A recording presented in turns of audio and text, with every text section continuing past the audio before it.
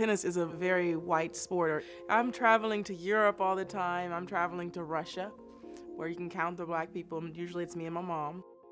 My dad always said you can't get ahead and do everything you want to do in life until you know your past, understand your past. When I first had a chance to go to Africa and actually, for once, be around people that were my color and that, it was a great thing. It was like, wow, I just felt so good. So when, a white person goes to Africa, they might get the feeling that I feel when I'm, in Russia.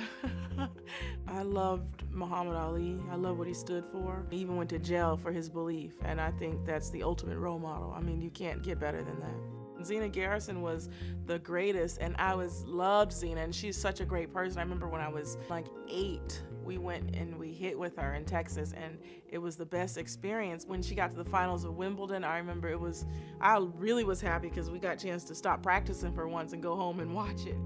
I mean, there's been a couple African-American players that didn't quite make it because tennis you have to be really dedicated in tennis to play, and you have to have a lot of support. And, sometimes you can't get that, if being an African-American, because it's like maybe you don't have the support from your family, maybe you don't have the money support. It's an expensive sport. And we were poor, so, I don't know how we did it. I have to ask my dad about that. I feel really blessed because I had that support from my parents and from my sisters. They were on the court just as much as we were helping, like picking up balls or, just making sure that everything went okay. So it was like a family affair. It's hard to be a parent and a coach. My dad taught himself tennis. He decided one day he wanted to learn, so he bought a magazine, he bought video, he bought books. He taught my mom.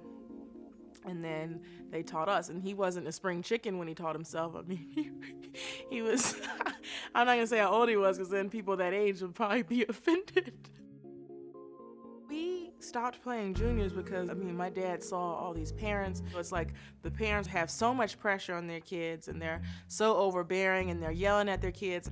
Most of these kids never even made on the circuit. It wasn't that serious. So he wanted us to not be a part of an environment like that and just live as normal lives as we could, just training. We didn't need to be in tournament play, and he also thought that we would get burned out. Like, okay, if you play all these junior events, when you finally get to the professionals, it's like you'll be tired of playing. It wouldn't be anything new. Venus definitely opened a lot of doors for me because she was first. For me, it was like the Red Sea. She parted it and I just kind of walked through. Like, I'll be like, okay, Venus, I'm playing so-and-so. Oh, hit to her backhand and then hit a slice and come in and all you have to do is put it away. And I'm like, gosh, how do you know all these players? So I speak to all my sisters every day. So we all grew up in one room because we lived in Compton, and there was a 2-bedroom house. My mom wanted all us girls to be strong black women and really powerful black women, and not to let anyone run over us in any way, shape, or form. And my mom is the ultimate strong woman, and I don't think I could ever be what she was and what she is. If I could just be half of that, I would be an amazing woman. I said once, I'm the most underestimated 8-time Grand Slam champion ever. Every article that I do read, it's like, she overpowered her opponent.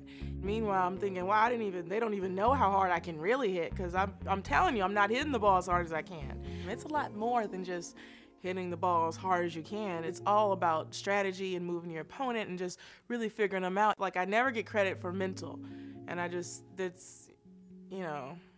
think that's it's kind of frustrating. But at the end of the day, I'm very happy with me, and I'm very happy with my results. When you train for something for your whole life, you're pretty much ready for it.